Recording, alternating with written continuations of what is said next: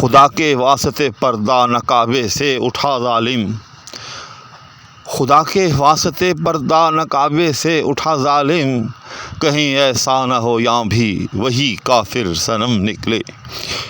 السلام علیکم ناظرین، ہزاروں خواہشیں ایسی کہ ہر خواہش پہ دم نکلے، بہت نکلے میرے ارمان لیکن پھر بھی کم نکلے۔ اس غزل کا ایک اور آفاقی شعر لے کر آپ کی خدمت میں حاضر ہو رہا ہوں۔ ناظرین، اس کو سلیم یوسف چشتی نے بیت الغزل قرار دیا ہے، اور انہوں نے اپنی شرح میں اس شعر کے حوالے سے بہت کچھ عرض کیا ہے، اسی طرح سے دیگر شارحین نے بھی۔ تو یہ شعر ایک بہت ہی خوبصورت اور بہت ہی توجہ طلب شعر ہے۔ میں چاہوں گا کہ تمام ناظرین اس ویڈیو کو آخر تک ضرور دیکھیں۔ تو بلا تاخیر جو ہے وہ شعر کو شروع کرتے ہیں۔ سب سے پہلے شعر میں موجود مختلف قابل توجہ اشیاء کا ایک جائزہ۔ تو اس میں ایک تو یہ کہ پہلے مصرعے کا جو آخری لفظ ہے ظالم، تو بعض جگہ اس کو ظالم دیکھا ہے لکھا، جیسے میں نے بھی آپ کے سامنے ظالم پڑھا ہے، اور بعض نسخوں میں اس کو جو ہے وہ واعظ دیکھا گیا ہے۔ تو دونوں بر وزن اور ہم وزن ہیں، تو دونوں ہی درست ہیں۔ اس کے علاوہ اس شعر کے اندر ایک تلویح بھی قرار دی جا سکتی ہے کہ بیت اللہ شریف پر پردہ ڈالنا یا اس کے اوپر غلاف آپ نے دیکھا ہی ہوگا، آج کل بھی ڈلا ہوتا ہے، اور حج کے موقع پر بطور خاص جو ہے اس کو تبدیل بھی کیا جاتا ہے۔ تو کعبے پہ پردہ یا غلاف ڈلا ہونا یہ ایک روایت ہے۔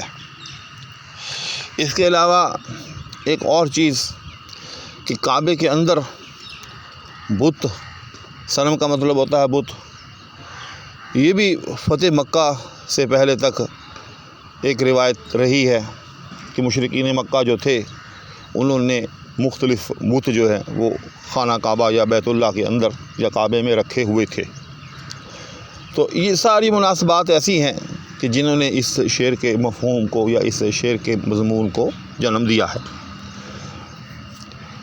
تو جہاں تک اس شعر کی معنویت کا تعلق ہے، تو ہمیشہ کی طرح غالب نے اس شعر میں بھی پورا یوں سمجھیں کہ ایک مضمون جو ہے وہ سمو دیا ہے، اور اس شعر کی دو جہتیں بن گئی ہیں۔ ایک وہی وحدت الوجود کی جہت، یہ صوفیاء کا وہ جو ایک انداز ہے، اور دوسری ایک عام فہم جہت۔ تو انشاءاللہ آپ کی خدمت میں اختصار کے ساتھ دونوں حوالوں سے میں اس شعر کی تشریح پیش کروں گا۔ تو ہوا یوں کہ اگر ہم یہاں ظالم کی بجائے واعظ سمجھیں، یا یوں سمجھیں کہ ہے واعظ ہی لیکن واعظ غالب کے نزدیک جو ہے ایک ظالم کا روپ دھار چکا ہے، لہذا غالب نے واعظ کو جو ہے وہ ظالم کہہ کر مخاطب کیا ہے۔ تو بہرحال غالب کو واعظ نے کہا کہ تو یہ بت پرستی چھوڑ دے، اسلام قبول کر، شرک چھوڑ، وحدت کی طرف آ، ایک اللہ کے سامنے سر بسجود ہو، یہ در در کے سجدے یہ سب کچھ چھوڑ دے۔ یعنی واعظ نے غالب کو دعوت توحید، دعوت اسلام یا دعوت توحید ایک ہی بات ہے۔ تو اس پر غالب نے کہا کہ میں ظاہر بین ہوں، ظاہر پرست ہوں، میں اندیکھے خدا پر ایمان کیسے لا سکتا ہوں؟ مجھے تو کوئی ایسا الہ چاہیے کہ جو مجسم صورت میں میرے سامنے ہو۔ تو اس پر واعظ نے جو ہے اپنا ہاتھ بیت اللہ یا کعبے کے پردے کی طرف بڑھایا کہ آ غالب، میں تجھے خدا جو ہے وہ حقیقی صورت میں دکھاتا ہوں، کیونکہ کعبے میں بت تو پڑے ہی تھے، اور واعظ کو سوجھی کہ غالب جو ہے ظاہر پرستی کا مدعی ہو چلا ہے، اور خدا کو محسوس شکل میں دیکھنا چاہتا ہے، اور کعبے میں بت تو موجود ہی ہیں، تو میں ابھی کعبے سے پردہ اٹھا کر، اس کا غلاف ہٹا کر، میں غالب کو جو ہے خدا یا معبود محسوس صورت میں دکھا دیتا ہوں۔ تو اس پر غالب کو پھر کمال شوخی سوجی جو کہ اس شعر کی جان ہے۔ تو غالب نے آگے سے کہا کہ خدا کے واسطے پردہ نہ کعبے سے اٹھا واعظ، کیا واعظ تجھے اللہ کا واسطہ۔ اب دیکھیں کہ اس میں گویا کہ ایک گناہ یہ بھی اشعار ہے کہ تو مجھے ایسا بھی بد مذہب مت سمجھ، میں خدا پر ایمان رکھتا ہوں، اسی لیے تجھے خدا کا واسطہ دے رہا ہوں۔ خدا کے واسطے پردہ نہ کعبے سے اٹھا واعظ، کیا واعظ تجھے اللہ کا واسطہ کہ تو کعبے سے پردہ نہ اٹھا، کہیں ایسا نہ ہو یہاں بھی وہی کافر صنم نکلے۔ تو دیکھا ناظرین کس طرح سے غالب نے گرا لگائی، کہیں ایسا نہ ہو یہاں بھی وہی کافر صنم نکلے کہ تو مجھے خدا کو محسوس دکھانے کے چکر میں کعبے کا پردہ اٹھانے چلا ہے، تاکہ غالب کو وہاں لات منات کی صورت میں ایک خدا دکھاؤں گا جس کو غالب مان لے گا۔ لیکن غالب جو ہے غالب ہے وہ تو معبود یا اپنا خدا جو ہے اپنے معشوق کو سمجھے پھر رہا ہے۔ واعظ کے ذہن میں جو بت ہے یا جو صنم ہے، غالب کے ہاں تو اس بت کا تصور بھی نہیں ہے۔ غالب کے ہاں صنم یا بت مشکل کا تصور ہی اور ہے۔ ایک عاشق صادق جو ہے وہ تو یہ سب استعارے جو ہے اپنے معشوق کے لیے استعمال کرتا ہے۔ تو اس لیے کہا کہیں ایسا نہ ہو یہاں بھی وہی کافر صنم نکلے، کہیں ایسا نہ ہو، یعنی یقیناً ایسا ہوگا، یعنی اس میں اس بات کا امکان بھی ہے کہ غالب کہ ہاں اس کا مطلب ہے کہیں ایسا نہ ہو، یعنی یقیناً ایسا ہوگا کہ یہاں بھی وہی کافر صنم نکلے کہ جب تو کعبے کا پردہ اٹھائے گا، اس کا در وا کرے گا، تو آگے سے بجائے لات منات یا کسی اور بت کے وہاں ایک صنم کافر، یعنی میرا معشوق ہی نہ بیٹھا ہوا ہو، وہ نکل آئے، تو پھر تیرا کیا بنے گا؟ تجھے پھر جو شکست فاش ہوگی وہ دیدنی ہوگی۔ لہذا بہتر یہی ہے کہ مجھے میرے حال پر چھوڑ دے اور مجھے دعوت اسلام یا دعوت توحید یا اپنا ہم مسلک بنانے کی کوشش نہ کر۔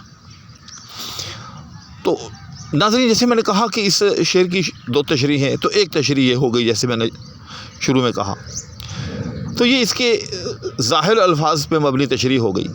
لیکن جیسے میں نے عرض کیا کہ بیسیکلی یہ شعر جو ہے وہ وحدت الوجود کی طرف جا رہا ہے کہ معبود چاہے کوئی بھی ہو، چونکہ وحدت الوجود کا مطلب کہ یہ ہے کہ ہم اس کہ اس کائنات کے اندر جو کچھ بھی ہے گویا کہ وہ واجب الوجود ہے، کیونکہ وجود اعتباری جو ہے وہ تو ناقابل ذکر ہے، وہ تو ہے ہی وجود اعتباری۔ تو جب وجود اعتباری ناقابل ذکر ٹھہرا تو پیچھے صرف وجود حقیقی رہ گیا۔ لہذا اس کائنات میں ہم اگر کسی چیز کو بھی وجود سمجھیں تو اس کو وجود حقیقی ہی سمجھیں گے، اور جب ہر وجود کو وجود حقیقی سمجھیں گے تو پھر ہما اوس اور وحدت الوجود اور انا الحق، پھر یہ اصطلاحات جنم لے گی، پھر یہ فلسفے جو ہیں وہ سر اٹھائیں گے۔ گویا غالب واعظ کو یہ باور کرا رہا ہے کہ آپ جس معبود کو مختلف ناموں سے پکارتے ہیں اس معبود کی حقیقت ایک ہی ہے، چاہے وہ بت خانہ میں ہو چاہے وہ کعبے میں ہو، کیونکہ وجود حقیقی ایک ہی ہے، وجود اعتباری کا تو کوئی اعتبار ہی نہیں ہے۔ یہ الگ بات ہے کہ اس کے نام جو ہیں وہ مختلف ہیں۔ تو ناظرین یہ اس کی جہت جو ہے وہ وحدت الوجود کی جہت ہے۔ اب آخر میں ایک بڑی اہم بات کہ شعر ہوتا ہے اور وحدت الوجود کا فلسفہ جو ہے یہ ہند و پاک کے شعراء نے اپنے شعر میں شعریت پیدا کرنے کے لیے بہت دفعہ استعمال کیا ہے، لیکن یاد رکھیے گا کہ ہم اول آخر کلمہ گو ہیں، مسلمان ہیں، ہمیں مرنا ہے، ہمیں اپنے رب کے حضور پیش ہونا ہے۔ تو جو درست نقطہ نظر ہے وہ وحدت الشہود کا ہے کہ اس کائنات کا حقیقی مالک، حقیقی خدا، حقیقی واجب الوجود ایک ہی ذات ہے، اور اس کی صفات جو ہیں وہ قرآن کریم میں جگہ جگہ موجود ہیں۔ آیت الکرسی اور سورہ اخلاص بطور خاص اللہ جل شانہ کی صفات کو سمجھنے کے لیے کافی ہیں۔ اس کے علاوہ لا تدرکہ الابصار وہو یدرک الابصار، یہ بڑی بنیادی صفت ہے کہ اللہ کو یہ آنکھیں جو ہیں وہ نہیں دیکھ سکتی، یعنی اس کا وجود جو ہے ایسا وجود ہے کہ اس دنیا میں رہتے ہوئے ہم اس کو ان آنکھوں سے نہیں دیکھ سکتے۔ وہو یدرک الابصار، جبکہ وہ ہر چیز کو دیکھتا ہے۔ تو آیت الکرسی، سورہ اخلاص اور سورہ حشر کا آخری رکوع جس میں وہ هو اللہ الذی لا الہ الا هو عالم الغیب والشہادۃ والرحمن الرحیم، هو اللہ الذی لا الہ الا هو الملک القدوس السلام المؤمن المہیمن العزیز الجبار المتکبر سبحان اللہ عما یشرکون، هو اللہ الخالق البارئ المصور له الاسماء الحسنى یسبح له ما فی السماوات والارض وهو العزیز الحکیم۔ تو بس ناظرین، اللہ جل شانہ کی ذات پر ہمیں ان آیات کے تناظر میں جو ہے وہ ایمان رکھنا چاہیے۔ ان آیات کے تناظر میں اللہ جل شانہ کی ذات اور صفات کو سمجھنے کی کوشش کرنی چاہیے۔ تو یہ ایک بڑی اہم بات اس لیے کہ ہم اول آخر کلمہ گو ہیں، مسلمان ہیں، ہمیں اللہ کے روبرو پیش ہونا ہے۔